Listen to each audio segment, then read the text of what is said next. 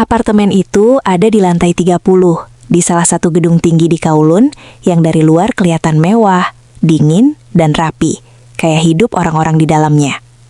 Dari jendela besar ruang tamu, lampu kota Hong Kong kelihatan berkelip tiap malam. Mobil-mobil kecil di bawah kayak mainan, orang lalu lalang tanpa pernah berhenti. Buat kebanyakan orang, tinggal di situ adalah mimpi. Buat Siti, tempat itu lama-lama berubah jadi sangkar emas. Siti datang ke Hong Kong 3 tahun lalu cuma bawa tas gede, badan capek, dan harapan sederhana. Kerja yang benar, kirim duit ke orang tua di desa, pulang nanti bawa tabungan. Awalnya dia cuma TKW biasa, pembantu rumah tangga yang kerjanya jelas, beberes, masak, ngurus anak. Tapi keluarga Chen beda dari majikan-majikan lain yang sering diceritain teman-temannya. Tuan Chen orangnya rapi, kalem, jarang marah. Kerjaannya arsitek, sering pulang malam, kadang berhari-hari. Kayak orang hidup tapi nggak benar-benar ada. Nyonya Lin juga nggak galak, cantik, terawat, omongannya halus, sibuk sama acara sosial, arisan elit, dan urusan bisnis keluarga. Mereka punya satu anak perempuan, Mei Lin, umur 4 tahun. Lucu, manja, dan cepat banget nempel sama Siti. Sejak bulan pertama, Siti udah ngerasa rumah itu beda. Nyonya Lin sering bilang, "Siti, anggap rumah ini rumahmu sendiri." Kalimat sederhana, tapi buat Siti yang jauh dari rumah, jauh dari keluarga, itu rasanya hangat banget. Dia dikasih kamar sendiri, walau kecil tapi bersih. Kadang diajak makan bareng di meja, nggak disuruh nunggu di dapur. Kalau Mei Lin sakit, Siti yang dicari duluan, bukan mamanya. Pelan-pelan, tanpa Siti sadari, batas antara pembantu dan keluarga jadi kabur. Setiap pagi Siti bangun lebih awal, masak bubur buat Mei Lin, siapin bekal, nyapu lantai marmer yang dingin. Tapi semua itu dia lakuin dengan hati. Mei Lin sering meluk dia dari belakang, manggil Aunty Siti dengan logat lucu. Kalau anak itu ketiduran di pangkuannya, Siti suka diam lama, takut gerak, takut ngebangunin. Rasanya kayak punya anak sendiri, walau cuma numpang sayang. Nyonya Lin sering muji masakan Siti. Kadang cuma senyum, kadang bilang langsung, "Masakan kamu enak, lebih cocok di lidah aku daripada restoran." Pujian kecil itu bikin Siti ngerasa dihargai, ngerasa ada artinya. Gak cuma tangan yang kerja, tapi juga hati. Tuan Chen juga sering ngangguk-ngangguk kalau sarapan, bilang terima kasih. Kadang nanya kabar. Awalnya biasa aja, majikan ramah, itu aja.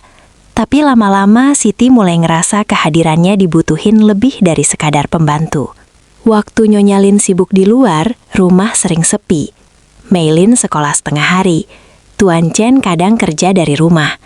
Di momen-momen itu, Siti sering ketemu Tuan Chen di dapur atau ruang tamu. Obrolannya ringan, cuaca, makanan, kabar desa Siti.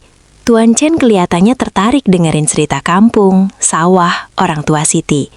Sesuatu yang buat Siti terasa aneh, tapi menyenangkan. Ada orang kelas atas yang beneran mau dengerin hidupnya. "Kerja jauh dari rumah pasti berat ya," kata Tuan Chen suatu hari, sambil ngopi. Siti cuma senyum. "Udah biasa, Tuan." Kalimat itu sederhana, tapi di dalam dada Siti ada rasa aneh. Jarang ada yang nanya begitu tanpa nada formal, tanpa jarak. Hari demi hari lewat. Rutinitas yang kelihatannya aman dan tenang itu pelan-pelan ngelupasin tembok yang harusnya tetap berdiri. Siti mulai ngerasa dia bukan cuma pekerja. Dia ngerasa bagian dari rumah itu, dari keluarga itu. Dan disitulah masalahnya mulai tumbuh, walau belum kelihatan. Siti mulai nyaman, terlalu nyaman.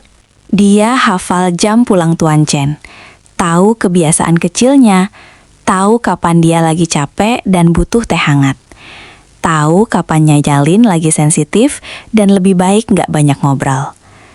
Semua itu bikin Siti ngerasa penting, dibutuhin, diandalkan. Tanpa dia sadari, rasa percaya diri itu pelan-pelan berubah jadi keyakinan yang berbahaya. Seolah posisinya di rumah itu aman, gak tergantikan. Seolah kehangatan yang dia terima adalah jaminan. Padahal, Sedari awal dinding tak kasat mata antara majikan dan pekerja itu gak pernah benar-benar hilang.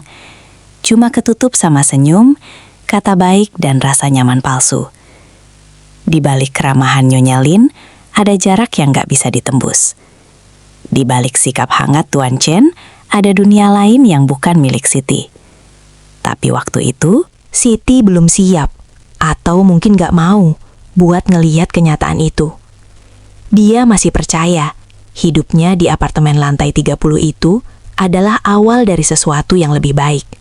Sesuatu yang aman, sesuatu yang akan bertahan lama. Tanpa dia tahu, satu langkah kecil yang salah nanti cukup buat ngeruntuhin semua yang dia anggap. Kalau dipikir-pikir, semuanya berawal dari hal yang kelihatannya sepele. Gak ada drama, gak ada niat aneh. Cuma obrolan, cuma dengerin. Tuan Chen makin sering kerja dari rumah. Laptopnya hampir selalu kebuka di meja makan. Kertas gambar berserakan, kadang dia bengong lama sambil mantengin jendela. Siti sering pura-pura gak lihat, fokus nyapu atau masak. Tapi lama-lama kehadiran pria itu di rumah siang bolong jadi sesuatu yang biasa. Terlalu biasa. "Boleh bikinin teh?" tanya Tuan Chen suatu siang. "Iya, Tuan," jawab Siti refleks. Pas Siti ngasih cangkir, Tuan Chen gak langsung ambil. Dia ngelirik Siti sebentar, lalu bilang pelan, "Capek banget rasanya hari ini." Siti cuma manggut. Harusnya berhenti sampai situ. Tapi Tuan Chen lanjut ngomong, seolah gak ada orang lain di rumah itu. "Kerjaan numpuk, klien ribet, semua pengen cepet tapi gak mau ngerti proses." Siti berdiri agak kaku. Dalam aturan gak tertulis sebagai pembantu, dia sebenarnya gak wajib nanggepin curhat majikan. Tapi nada suara Tuan Chen bukan ada marah, lebih ke lelah, kayak orang yang pengen didengerin. "Istirahat dulu, Tuan," kata Siti akhirnya. "Minum teh dulu." Tuan Chen senyum kecil. "Kamu selalu tahu harus ngomong apa." Kalimat itu nempel di kepala Siti lebih lama dari yang seharusnya. Sejak hari itu, obrolan-obrolan kecil mulai sering kejadian. Selalu di sela waktu, selalu kelihatannya nggak penting. Tentang kerjaan, tentang hidup di kota besar, tentang tekanan jadi kepala keluarga. Tuan Chen jarang ngomong soal Nyonya Lin. Kalaupun nyebut, cuma sekilas, tanpa emosi. "Nyonya Lin sibuk banget ya, Tuan," kata Siti suatu hari, sambil motong sayur. "Iya, dia punya dunianya sendiri," jawab Tuan Chen. Bukan nada nyalahin, tapi ada sesuatu yang kosong di situ. Siti nggak nanya lagi, tapi kalimat itu berputar-putar di kepalanya. Pelan-pelan, Siti jadi tempat Tuan Chen buang penat. Bukan secara resmi, nggak pernah duduk berhadapan khusus buat curhat, tapi lewat potongan-potongan cerita yang jatuh begitu aja.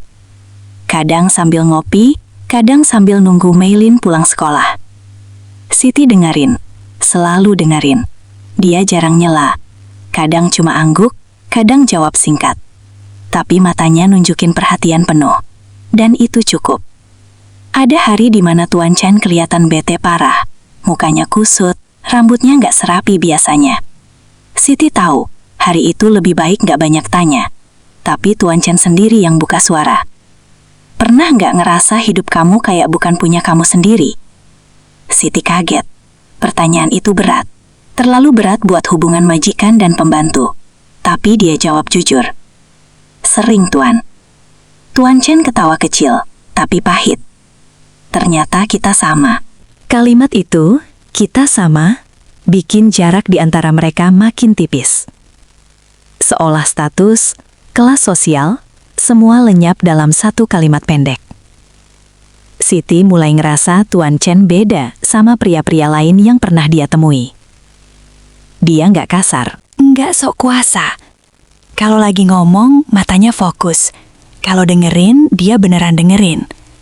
Hal-hal kecil itu bikin Siti nyaman. Terlalu nyaman. Kadang, tanpa sadar, Siti mulai nunggu momen-momen itu. Waktu rumah sepi, waktu Meilin tidur siang, waktu Nyonya Lin belum pulang. Dia mulai nyiapin teh dengan lebih hati-hati. Nyapu lebih lama di area tempat Tuan Chen biasa duduk. Hal-hal kecil yang bahkan dia sendiri nggak mau akui. Sentuhan pertama juga datang tanpa rencana. Sore itu, Siti ngasih dokumen yang diminta Tuan Chen. Tangan mereka kebetulan bersentuhan, cuma sepersekian detik. Tapi jantung Siti langsung berdegup aneh. Tuan Chen juga kelihatan kaget, tapi nggak langsung narik tangan. "Maaf," kata Siti cepat. "Iya, nggak apa-apa," jawab Tuan Chen, tapi suaranya agak beda. Sejak itu, udara di rumah terasa lain. Bukan tegang, tapi berat. Ada sesuatu yang nggak pernah diomongin, tapi kerasa ada. Siti mulai sering mikir aneh-aneh sebelum tidur. Tentang posisi dia di rumah itu. Tentang perhatian Tuan Chen. Tentang dinginnya Nyonya Lin yang sering pulang larut tanpa banyak bicara. Pikiran-pikiran itu datang tanpa diundang. Dan Siti jarang punya tenaga buat musirnya. Di satu sisi, dia tahu ini salah. Dia cuma bekerja. Dia tahu batas. Tapi di sisi lain, perasaan gak pernah nanya status. Gak pernah peduli aturan. Tuan Chen juga berubah. Dia makin sering nyari Siti, walau cuma buat nanya hal sepele. Kadang berdiri lama di dapur tanpa tujuan jelas. Kadang diam, seolah pengen ngomong tapi ragu. "Kamu nggak capek dengerin keluhan saya?" tanya Tuan Chen suatu malam. Siti geleng pelan. "Enggak, Tuan." Dan disitulah garis itu makin kabur. Karena sejak saat itu, Tuan Chen berhenti manggil Siti cuma sebagai pekerja. Dia manggil Siti sebagai manusia. Tempat sandar, tempat pulang secara emosional. Tanpa mereka sadari, mereka lagi jalan di atas tanah yang rapuh. Setiap langkah terasa aman. Padahal, sedikit lagi, semuanya bisa ambruk. Awalnya nggak ada yang berani nyebut apa-apa. Semua masih pura-pura normal. Tapi suasana di rumah itu udah berubah. Kayak udara yang terlalu padat. Bikin napas jadi pendek. Siti ngerasain itu tiap hari. Tapi dia milih diam. Berharap perasaan itu capek sendiri, lalu pergi. Tapi perasaan gak pernah capek kalau dikasih ruang. Malam-malam di apartemen lantai 30 itu makin sunyi. Meilin tidur lebih awal. Nyonya Lin sering pulang larut, atau kadang nginap di rumah orang tuanya. Tuan Chen sering duduk sendirian di ruang tamu. Lampu temaram, laptop udah ditutup, tapi pikirannya jelas belum. Siti biasanya udah mau masuk kamar, tapi tiap kali dia lewat, Tuan Chen sering manggil. "Siti, sebentar." Cuma sebentar. Selalu gitu. Awalnya cuma duduk agak jauh. Obrolan ringan. Tentang Meilin. Tentang cuaca. Tapi lama-lama topiknya makin dalam. Tentang kesepian. Tentang pernikahan yang kelihatannya utuh, tapi sebenarnya banyak rongga kosong. "Saya ngerasa kayak numpang hidup," kata Tuan Chen suatu malam. Suaranya rendah. "Semua jalan, tapi rasanya hampa." Siti duduk kaku. Kalimat itu terlalu jujur, terlalu dekat. "Nyonya baik kok, Tuan," jawab Siti pelan. Lebih buat ngingetin dirinya sendiri. "Iya, dia baik." Tuan Chen mengangguk. "Tapi kadang, baik aja nggak cukup."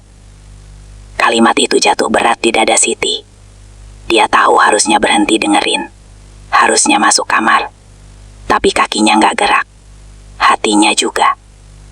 Malam itu, jarak duduk mereka lebih dekat dari biasanya. Nggak saling sentuh, tapi bahu mereka hampir sejajar. Siti bisa nyium aroma sabun dari badan Tuan Chen. Hal kecil, tapi bikin pikirannya kacau. "Kalau kamu capek, kamu biasanya ngapain?" tanya Tuan Chen tiba-tiba. Siti mikir sebentar. Doa, atau nangis diam-diam. Tuan Chen senyum kecil. "Kamu sederhana." "Nggak semua orang bisa sederhana, Tuan." Tuan Chen nengok. Tatapan mereka ketemu. Terlalu lama. Nggak ada yang ngomong. Tapi di detik itu, Siti tahu sesuatu udah berubah. Dan dia nggak mundur. Malam berikutnya, hujan turun deras. Petir sesekali nyambar. Listrik nggak mati, tapi suasananya bikin rumah itu makin terasa terisolasi dari dunia luar. Nyonya Lin belum pulang. Mei Lin tidur nyenyak. Siti lagi beberes dapur waktu Tuan Chen masuk. Kemejanya agak basah. Hujan bikin kepala saya tambah penuh, katanya. Siti ngasih handuk tanpa mikir panjang. Saat Tuan Chen nerima, jari mereka bersentuhan lagi. Kali ini nggak ada yang langsung narik tangan. Siti ngerasa dadanya panas, nafasnya agak berat, tapi dia nggak mundur. Siti, suara Tuan Chen rendah, hampir bergetar. Kamu tahu kan, ini salah. Kalimat itu harusnya jadi rem, tapi justru jadi pemicu. Siti nggak jawab. Dia cuma berdiri di situ, nunduk. Tangannya masih di handuk yang sama. Tuan Chen ngelangkah lebih dekat. Terlalu dekat buat disebut kebetulan. Aku capek. Lanjutnya, bukan sebagai majikan, bukan sebagai suami orang, tapi sebagai pria yang lagi runtuh. Aku cuma pengen ngerasa ada yang benar-benar peduli. Dan di situ, pertahanan Siti jebol. Dia ngangkat kepala. Mata mereka ketemu lagi. Kali ini nggak ada ragu. Cuma ketakutan yang bercampur sama keinginan. Ciuman itu terjadi cepat. Nggak romantis. Nggak indah. Canggung. Gugup. Asin karena air mata yang bahkan belum jatuh. Tapi begitu bibir itu ketemu, dunia Siti kayak berhenti. Dalam 1 detik, semua batas runtuh. Status, logika, rasa takut. Siti tahu ini salah. Tuhan tahu, hatinya tahu. Tapi tubuhnya keburu percaya bahwa ini benar. Sejak malam itu, hidup Siti nggak pernah balik ke posisi semula. Nggak ada pengumuman, nggak ada janji. Tapi ada perubahan halus yang kerasa di setiap sudut rumah.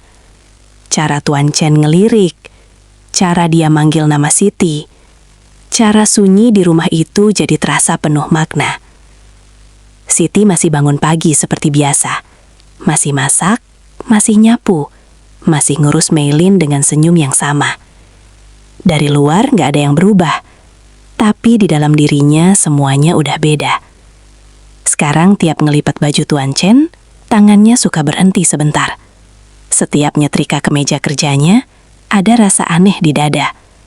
Bukan lagi sekadar tanggung jawab kerja, tapi perasaan seolah dia lagi nyentuh sesuatu yang miliknya. Pikiran itu muncul pelan-pelan, tanpa sadar, lalu tumbuh jadi kebiasaan. Tuan Chen juga berubah. Nggak terang-terangan, tapi Siti bisa ngerasain. Tatapan mereka lebih sering ketemu. Senyum kecil muncul di waktu yang nggak perlu. Kadang Tuan Chen sengaja nyari alasan buat ada di dekat Siti. Nanya hal yang sebenarnya bisa dia kerjain sendiri. Cuma buat ngomong, cuma buat ada. Dan Siti nerima semua itu dengan hati terbuka. Dia mulai merasa spesial, berbeda. Bukan lagi sekadar pembantu yang kebetulan dipercaya, tapi seseorang yang punya tempat khusus di hati Tuan Chen. Keyakinan itu tumbuh subur karena nggak pernah dibantah. Nggak pernah ditegaskan salah. Dibiarkan begitu aja. Siti mulai ngerasa posisinya lebih tinggi dari yang sebenarnya. Bukan karena status, tapi karena emosi. Dia tahu rahasia Tuan Chen. Tahu sisi lemahnya. Tahu keluh kesah yang nggak pernah keluar di depan Nyonya Lin. Cuma kamu yang ngerti, kata Tuan Chen suatu malam. Kalimat itu nempel kuat di kepala Siti. Lebih kuat dari doa, lebih kuat dari logika. Sejak itu, Siti mulai membandingkan dirinya dengan Nyonya Lin. Diam-diam, dalam hati. Dia ngelihat Nyonya Lin sebagai perempuan yang sibuk, dingin, dan jauh. Perempuan yang ada secara fisik, tapi nggak hadir secara emosional. Setiap kali Nyonya Lin pulang dan langsung masuk kamar tanpa banyak ngobrol, Siti ngerasa menang. Makanya Tuan Chen kesepian, pikirnya. Padahal, itu cuma cerita yang dia bangun sendiri buat nenangin hati. Cemburu mulai muncul. Pelan, halus, tapi tajam. Kalau Nyonya Lin tiba-tiba manja ke Tuan Chen, Siti ngerasa perutnya mual. Kalau mereka duduk berdua di sofa sambil nonton TV, Siti pura-pura sibuk di dapur, tapi telinganya panas. Dia mulai ngitung waktu, ngitung sentuhan, ngitung tawa. Yang lebih berbahaya, Siti mulai ngerasa itu wajar. Dia juga butuh bahagia. Siti sering ngomong ke dirinya sendiri, "Aku cuma ngasih apa yang gak dia dapat di rumah." Kalimat pembenaran itu diulang terus, sampai terdengar seperti kebenaran. Hubungan mereka berjalan di balik rutinitas. Gak ada adegan dramatis. Gak ada janji masa depan, tapi ada kebiasaan-kebiasaan kecil yang bikin Siti makin terikat. Duduk berdua sebentar setelah Meilin tidur, ngobrol pelan di dapur, tatapan yang terlalu lama, sentuhan singkat yang bikin jantung lompat. Dan setiap kali Tuan Chen terlihat ragu, Siti selalu jadi pihak yang meyakinkan, walau nggak lewat kata. "Kamu beda," kata Tuan Chen suatu malam, hampir seperti berbisik. Siti cuma senyum, tapi dalam hatinya kalimat itu jadi mahkota. Pelan-pelan, Siti berhenti mikirin batas. Yang ada cuma perasaan, dan perasaan itu bikin dia berani ngambil posisi yang bukan haknya. Dia mulai merasa berhak marah, berhak cemburu, berhak kecewa. Kalau Tuan Chen kelihatan perhatian ke istrinya, Siti jadi dingin. Kalau Tuan Chen sibuk dan jarang ngobrol, Siti ngerasa ditinggal. Padahal nggak ada janji apa-apa di antara mereka. Tapi hatinya udah keburu nyusun aturan sendiri. Yang paling bahaya, Siti mulai ngerasa lebih istri daripada istri sah. Dalam pikirannya, dia yang lebih ngerti, lebih ngertiin, lebih hadir, lebih peduli. Dan pikiran itu bikin dia lupa satu hal penting. Rumah itu bukan miliknya. Di balik semua rasa nyaman dan delusi itu, Siti nggak sadar kalau Tuan Chen sebenarnya nggak pernah ninggalin perannya sebagai suami. Dia cuma numpang bersandar. Dan Siti dengan polosnya ngira sandaran itu berarti kepemilikan. Api yang dulu kecil sekarang membesar. Bukan lagi sekadar pelanggaran batas, tapi perasaan memiliki yang nggak punya hak. Dan di situ, bahaya sesungguhnya mulai terbentuk. Pengumuman itu datang biasa aja, hampir kayak kabar remeh. Nyonya Lin ngomongnya sambil berdiri di dekat pintu, tas kerja udah di tangan, nada suaranya datar seperti biasa. "Aku harus ke Shenzhen beberapa hari, urusan keluarga, paling seminggu." Siti yang lagi beresin meja makan langsung berhenti sebentar. Tangannya kaku. Dia cuma jawab, "Iya, Nyonya." Tuan Chen ngangguk singkat. "Hati-hati di jalan." Gak ada pelukan panjang, gak ada drama perpisahan. Semua kelihatan normal. Terlalu normal. Tapi begitu pintu apartemen itu nutup, ada keheningan aneh yang jatuh pelan-pelan. Kayak kabut tipis yang nyelimutin rumah. Hari pertama masih aman. Siti sibuk ngurus Meilin, nyiapin makan, bersih-bersih. Tuan Chen kerja di ruang tamu. Mereka masih jaga jarak. Masih pura-pura nggak ada apa-apa. Tapi malamnya, suasana mulai beda. Meilin udah tidur lebih awal. Rumah sepi. Tuan Chen duduk di sofa, lampu cuma nyala satu. Siti lagi di dapur, tapi langkah kakinya pelan, kayak nunggu dipanggil. Dan panggilan itu datang. "Siti." Cuma satu kata, tapi beda rasanya. Malam itu, mereka ngobrol lebih lama dari biasanya. Gak ada topik penting, cuma cerita kecil, ketawa pelan, duduk lebih dekat dari yang seharusnya. Dan tanpa ada yang bilang apa-apa, jarak itu runtuh sendiri. Hari kedua, ketiga, keempat, waktu jalan aneh. Rasanya cepat, tapi juga lama. Mereka sarapan bareng tanpa rasa sembunyi. Duduk di meja makan yang biasanya ditempati 3 orang, sekarang cuma mereka berdua dan 1 kursi kosong. Kursi itu pelan-pelan berhenti kelihatan penting di mata Siti. Dia mulai ngelakuin hal-hal yang sebelumnya nggak pernah dia bayangin. Nyusun meja makan dengan rapi, seolah itu rumah tangga mereka. Masak makanan favorit Tuan Chen tanpa diminta. Duduk lama di ruang tamu sambil nunggu dia pulang dari kamar kerja. Dan Tuan Chen nerima semua itu. Tanpa nolak.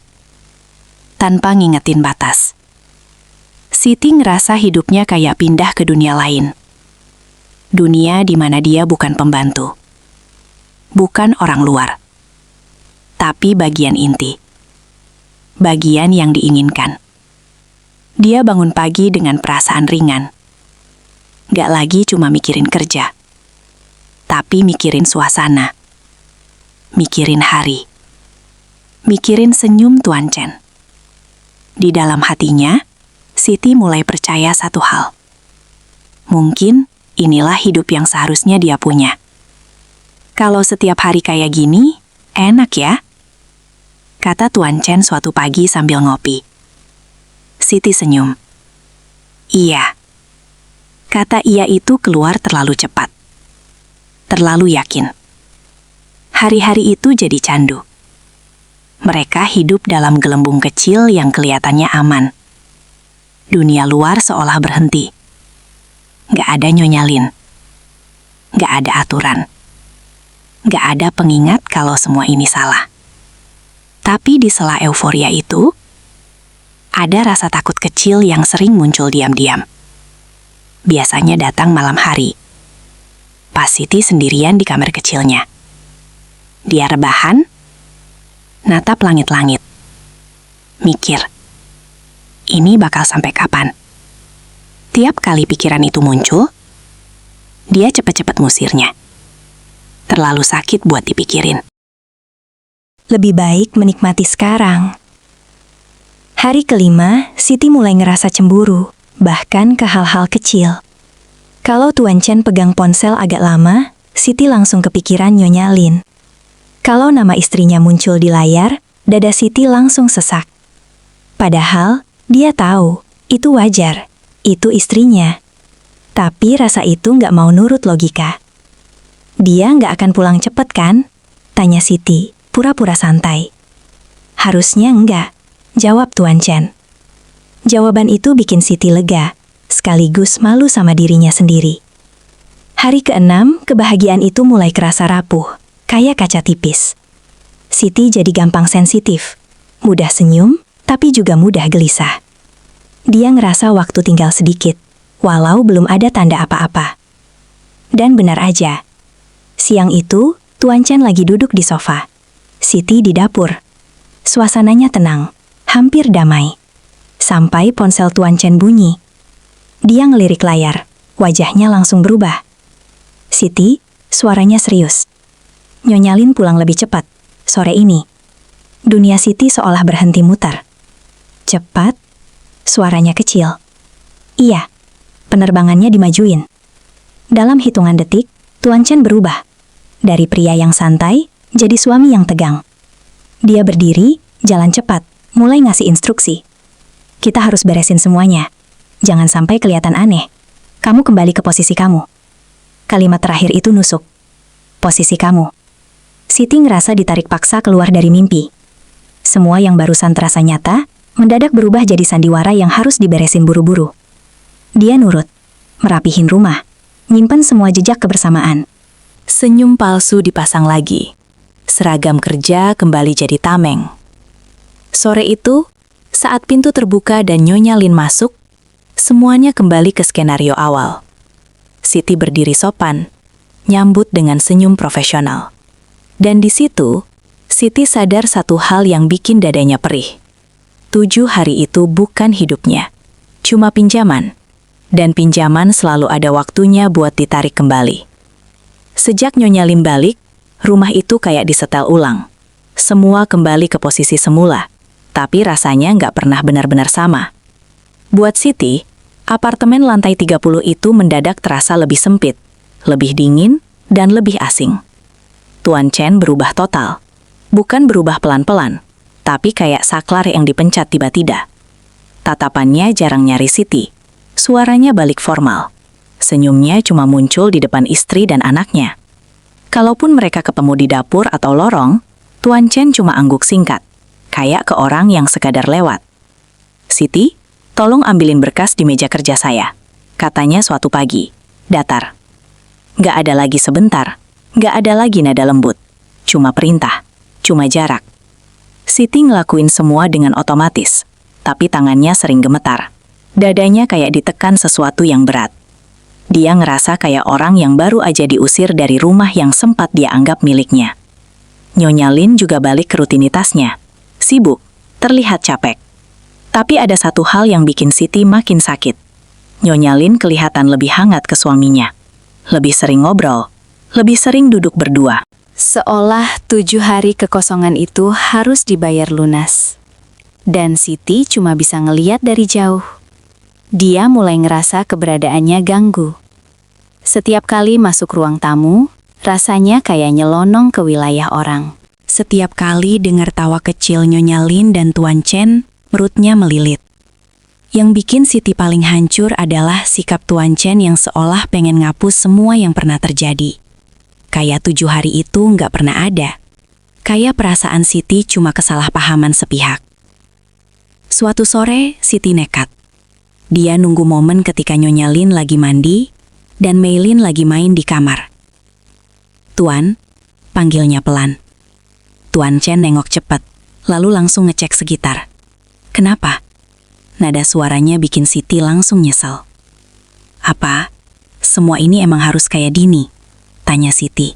Suaranya hampir nggak kedengeran. Tuan Chen menarik napas panjang. "Siti, kamu harus ngerti posisi kamu." Kalimat itu jatuh pelan, tapi beratnya kayak palu. Apa yang kemarin terjadi, itu salah.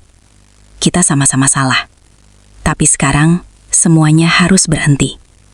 Siti ngerasa kepalanya kosong. "Terus, aku ini apa, Tuan?" Tuan Chen diam sebentar. Wajahnya tegang. "Kamu pekerja di rumah ini. Itu aja."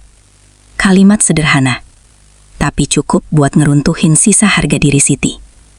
Sejak hari itu, Siti berhenti berharap. Atau setidaknya, dia berusaha. Tapi perasaan gak segampang itu disuruh berhenti. Dia mulai sering bengong. Kadang lupa matiin kompor. Kadang salah naruh barang. Nyonya Lin beberapa kali ngelirik heran, tapi gak ngomong apa-apa. Tuan Chen pura-pura gak lihat. Malam-malam jadi waktu paling berat. Siti sendirian di kamar kecilnya. Dengar suara TV dari kamar utama. Dengar langkah kaki. Dengar kehidupan yang lagi berjalan tanpa dia. Dan tiap malam, rasa cemburu itu balik. Lebih pekat. Lebih menyakitkan. Siti mulai mikir aneh-aneh. Tentang 7 hari itu. Tentang cara Tuan Chen bisa begitu cepat balik ke perannya. Tentang betapa mudahnya dia disingkirkan. "Berarti aku cuma pelarian," bisik Siti ke dirinya sendiri. Kesadaran itu nggak datang sekali. Datangnya berkali-kali.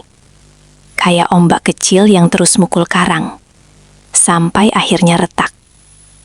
Dan retakan itu mulai kelihatan dari luar. Siti jadi gampang kaget. Mudah tersinggung. Nafsu makannya turun. Tidurnya nggak nyenyak. Kadang jantungnya berdebar kencang tanpa sebab jelas. Kadang dadanya sesak sampai susah napas. Dia tahu ada yang salah sama dirinya. Tapi dia nggak tahu harus cerita ke siapa. Nggak mungkin ke Nyonya Lin. Apalagi ke Tuan Chen. Yang paling menyakitkan, Siti masih harus ngelayanin rumah itu dengan senyum. Masih harus nyiapin makan buat pasangan yang sama-sama mengkhianatinya. Dengan cara yang berbeda. Tuan Chen mengkhianatinya dengan melupakan. Nyonya Lin, tanpa tahu apa-apa, mengkhianatinya dengan keberadaannya. Dan Siti terjebak di tengah. Gak punya tempat, gak punya hak, gak punya suara. Ilusi yang dulu dia pegang erat, sekarang berubah jadi beban. Dan beban itu pelan-pelan mulai ngerusak pikirannya. Malam itu datang tanpa tanda apapun. Gak ada firasat. Gak ada mimpi aneh. Semuanya kelihatan normal. Setidaknya di luar. Nyonya Lin pulang agak malam. Wajahnya capek tapi kelihatan lega. Melin udah tidur lebih dulu.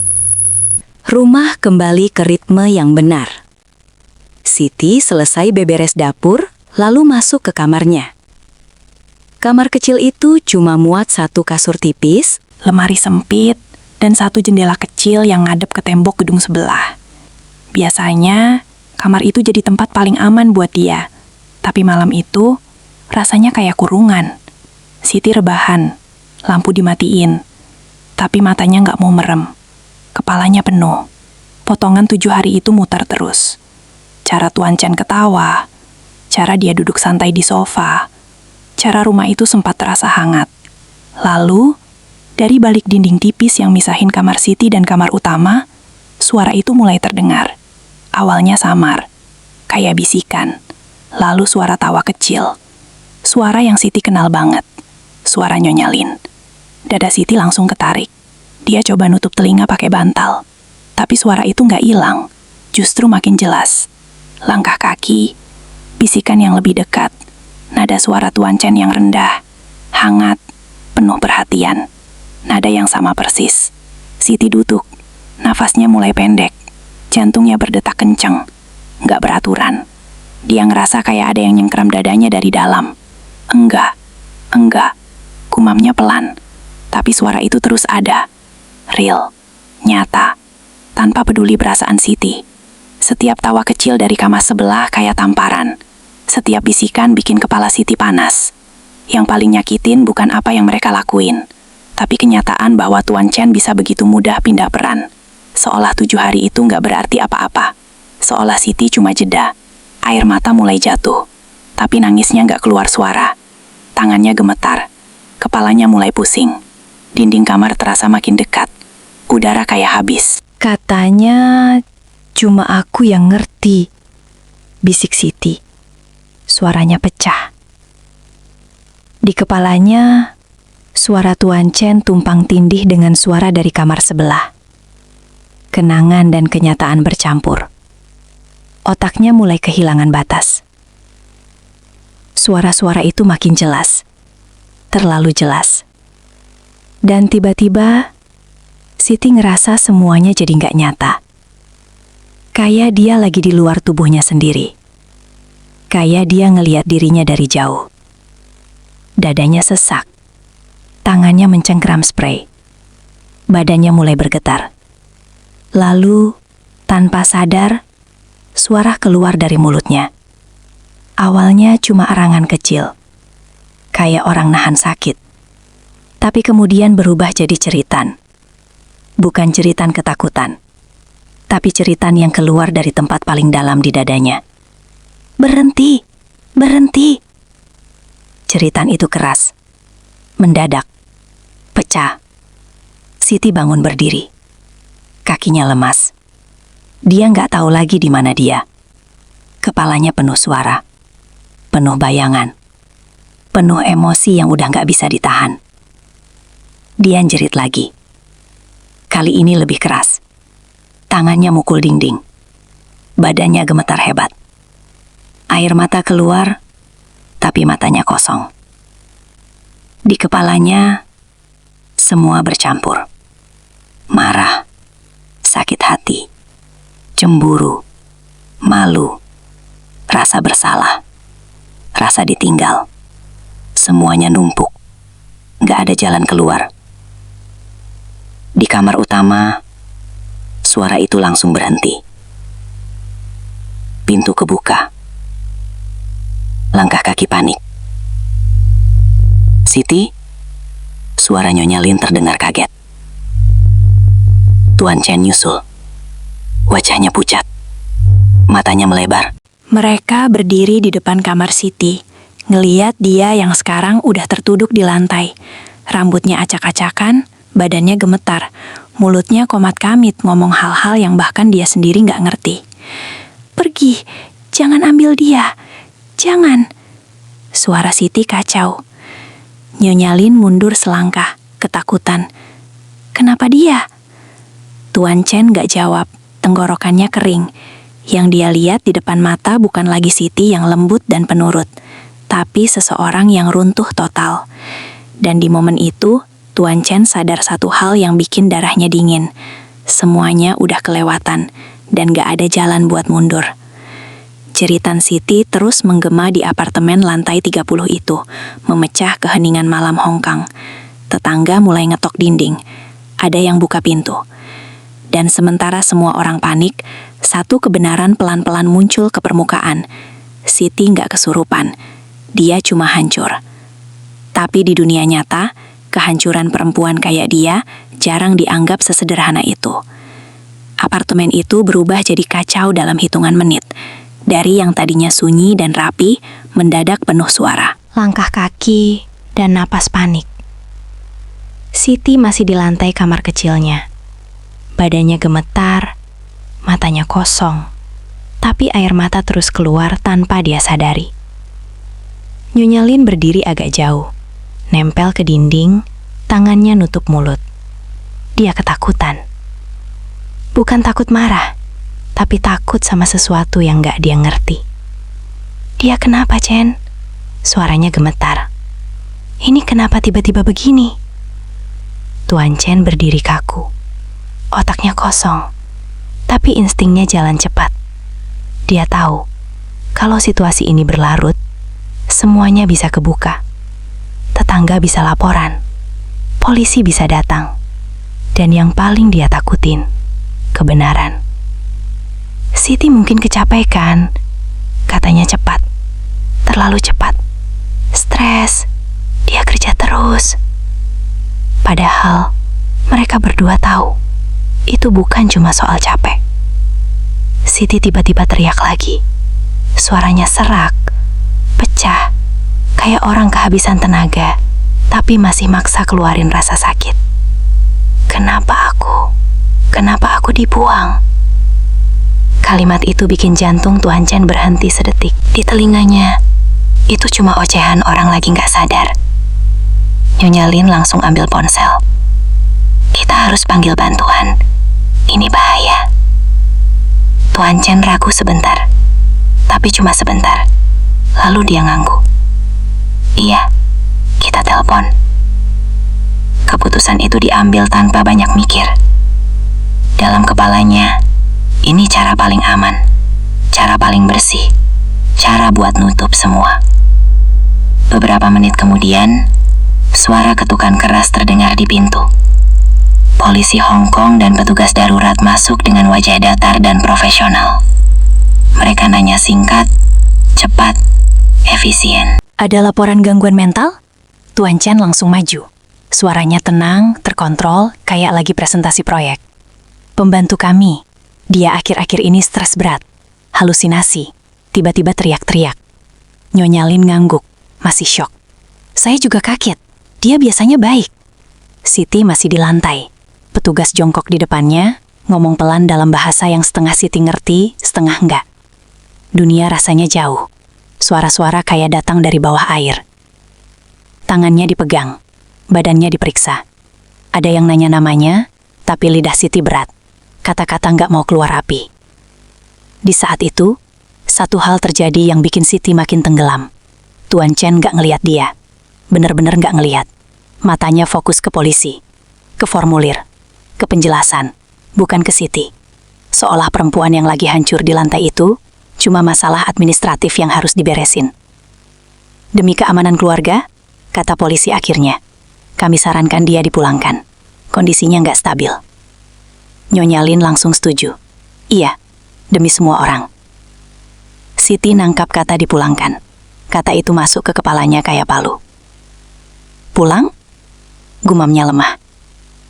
Tuan Chen akhirnya nengok. Tatapan mereka ketemu sesaat. Dan di mata Tuan Chen, Siti nggak nemu cinta, nggak nemu rasa bersalah, cuma ketakutan. Takut semuanya ketahuan. Takut hidup rapinya rusak. Dan di detik itu, Siti sadar sesuatu yang lebih sakit dari semua jeritan tadi. Dari awal, dia sendirian.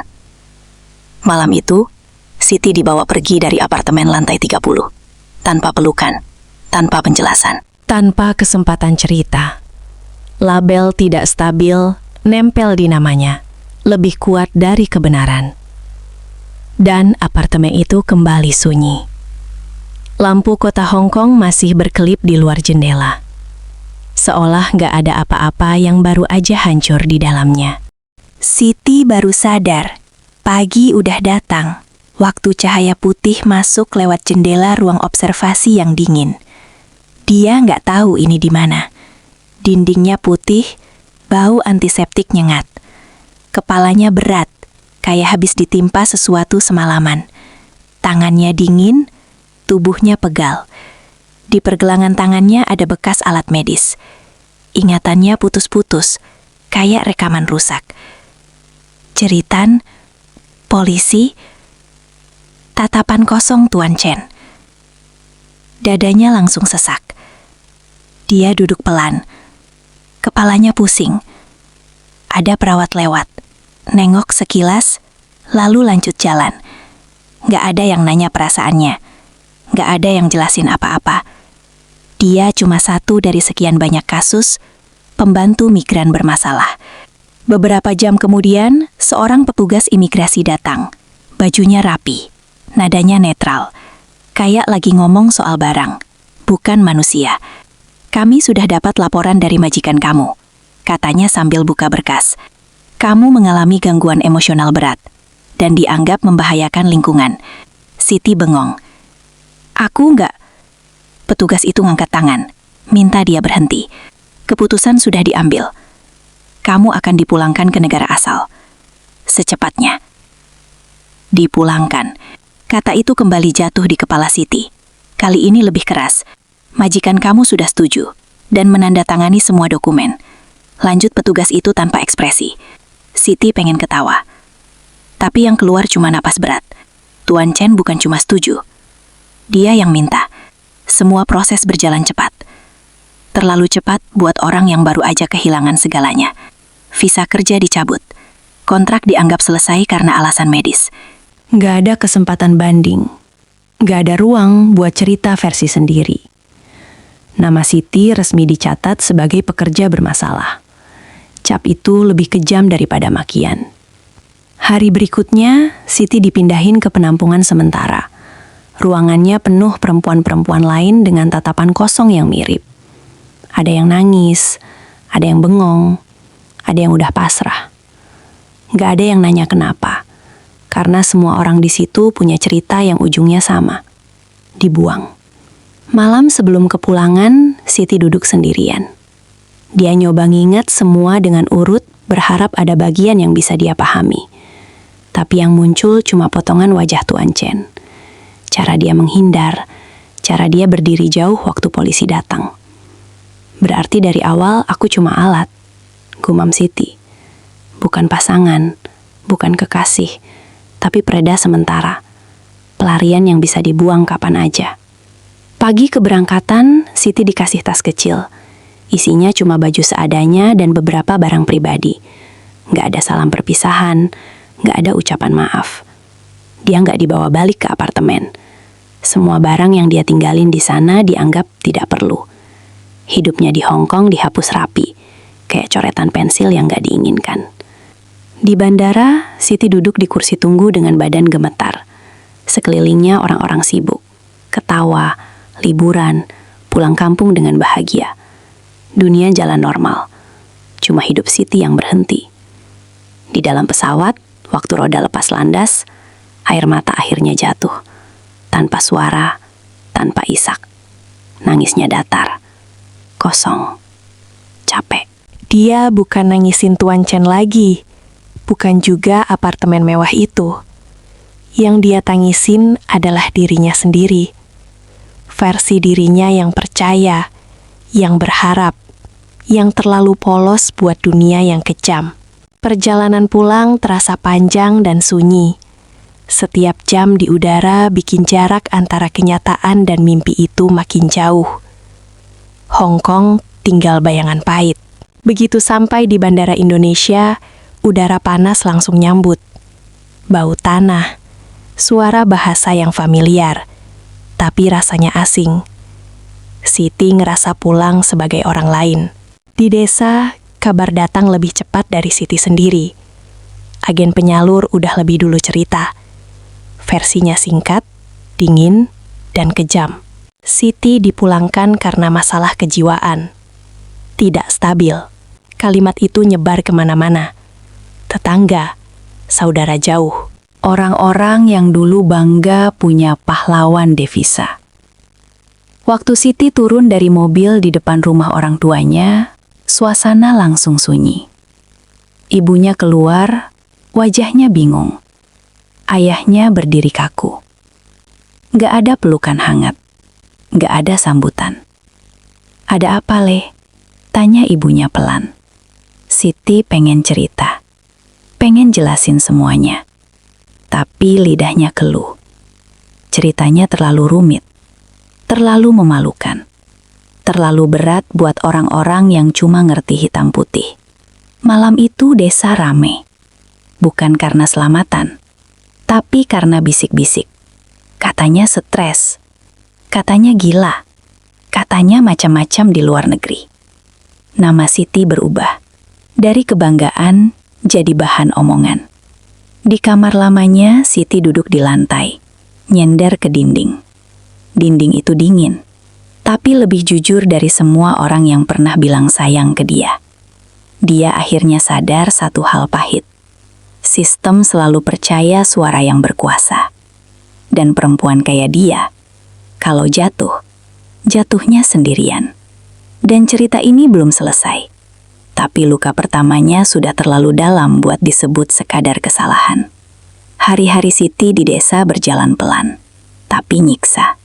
Bangun pagi bukan lagi karena alarm kerja, tapi karena suara ayam sama bisik-bisik tetangga yang nyelip lewat dinding rumah.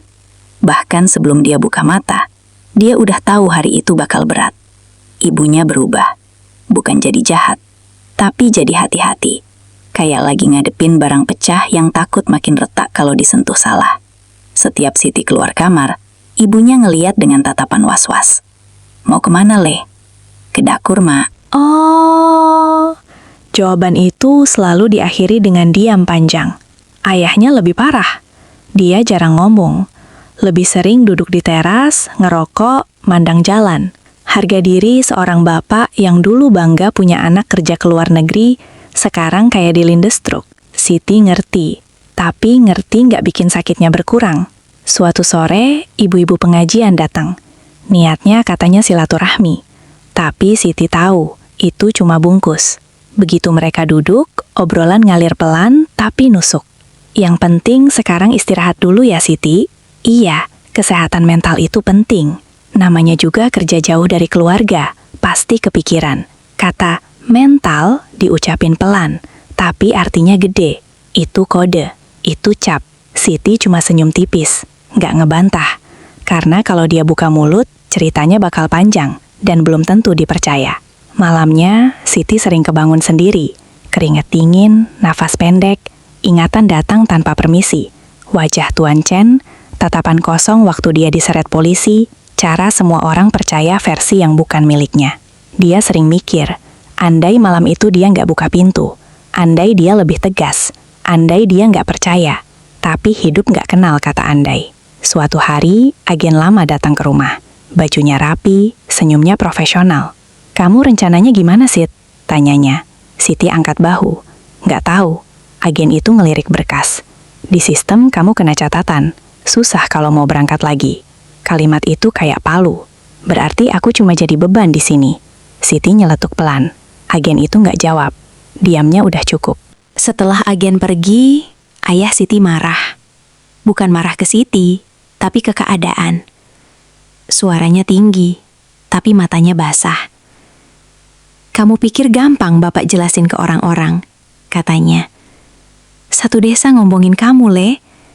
Siti nunduk. "Maaf."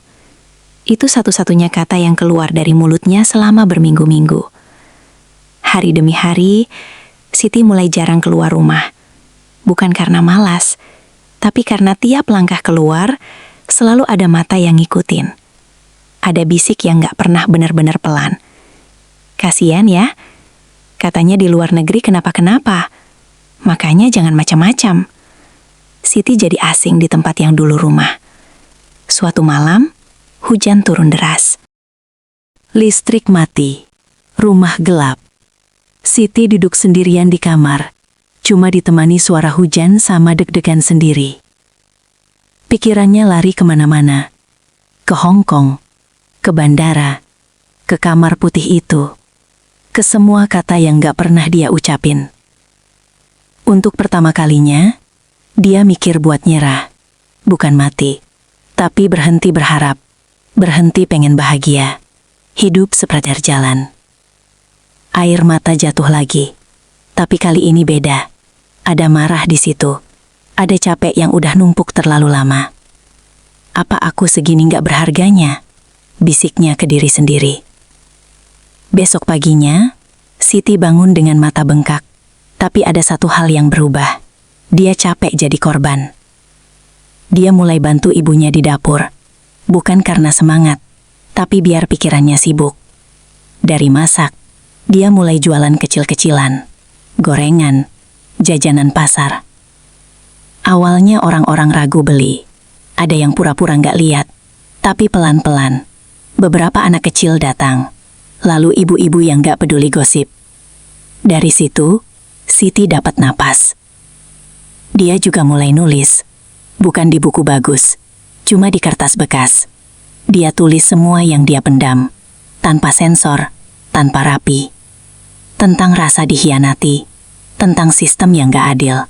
Tentang perempuan yang selalu disalahin. Tulisan itu jadi satu-satunya tempat dia jujur.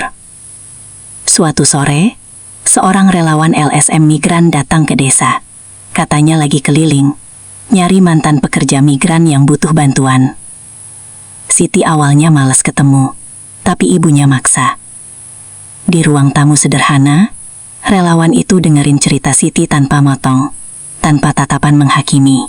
Yang kamu alami bukan salah kamu, katanya pelan. Kalimat itu sederhana, tapi buat Siti, itu kayak napas pertama setelah lama tenggelam.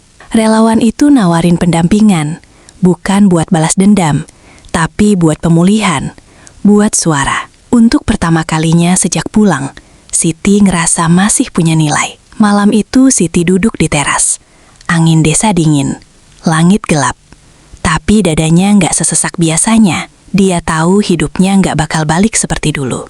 Nama baiknya mungkin nggak akan bersih lagi. Tapi dia juga tahu satu hal, dia masih hidup. Dan selama masih hidup, ceritanya belum selesai. Di kejauhan suara motor lewat. Desa masih sama. Tapi Siti perlahan berubah. Bukan jadi kuat karena dunia baik, tapi karena dia udah ngerasain dunia paling kejam. Dan masih berdiri. Dan itu, buat sekarang, udah cukup. Waktu berjalan. Pelan. Nggak ada lonceng penanda. Nggak ada momen sembuh yang dramatis. Hidup Siti cuma jalan aja. Satu hari ke hari lain. Dengan luka yang nggak kelihatan, tapi masih kerasa. Pendampingan dari LSM nggak langsung bikin hidupnya rapi. Tapi setidaknya, sekarang ada yang dengerin. Ada yang percaya ceritanya, tanpa minta bukti. Ada yang bilang, kamu nggak gila. Kamu cuma jadi korban. Kalimat itu nggak menghapus masa lalu. Tapi bikin Siti berhenti nyalahin diri sendiri tiap bangun tidur. Pelan-pelan dia mulai berani keluar rumah lebih sering. Ke warung, ke pasar, ke sawah belakang rumah. Masih ada tatapan, masih ada bisik. Tapi sekarang Siti nggak lagi nunduk. Bukan karena dia menang, tapi karena dia capek kalah terus. Ibunya juga berubah. Bukan lagi tatapan was-was, tapi mulai ada percaya. Ayahnya masih pendiam, tapi suatu sore dia duduk di sebelah Siti, nyodorin rokok tanpa ngomong apa-apa. Itu caranya minta maaf. Siti nerima, diam-diam. Usaha kecilnya jalan seadanya. Gak kaya, gak viral, tapi cukup buat bikin dia ngerasa berguna. Cukup buat ngerasa hidupnya gak berhenti di bandara itu. Kadang, malam-malam tertentu, kenangan masih datang, tanpa diundang. Wajah Tuan Chen kadang muncul di kepala. Tapi sekarang Siti gak lagi nyari jawaban. Dia udah paham satu hal pahit. Ada orang yang hidupnya aman karena penderitaan orang lain disenyapkan. Dan dunia jarang adil ke orang kecil. Beberapa bulan kemudian, relawan LSM itu pamit. Sebelum pergi, dia bilang, "Kalau suatu hari kamu mau cerita ke orang lain, suara kamu penting."